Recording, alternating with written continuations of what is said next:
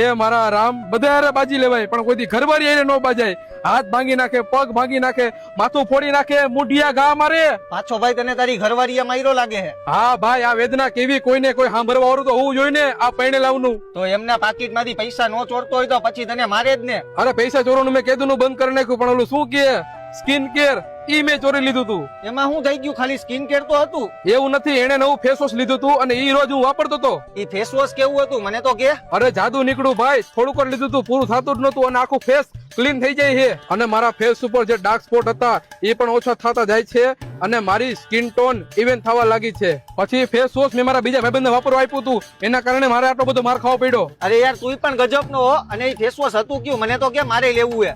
આ છે Indian pharmacy નું Dermitouch bright and even skin tone face wash. તો ભાઈ આ કેટલા રૂપિયાનું આવે? અરે ખાલી 149 રૂપિયાથી ચાલુ થાય છે. તારે લેવું હોય તો લઈ લે. સેફ અને ટેસ્ટેડ પણ છે. તો લેવાનું જ હોય ને. અને તને આની બધી માહિતી ક્યાંથી મળી હતી? આ બધું તારા ભાભીએ મને કીધું માર ખાધા પછી. અને તમારે પણ આ ફેસ વોશ જોતું હોય તો કોમેન્ટ ની અંદર બેસ્ટ ટાઈપ કરો એટલે સીધી લિંક તમારા ડીએમ માં હું મોકલી આપીશ. એટલે ફેસ વોશ લાવ પાછું, મારે ઘરે લઈ જવાનું ને પાછી મને મારશે. એ મારા રામ.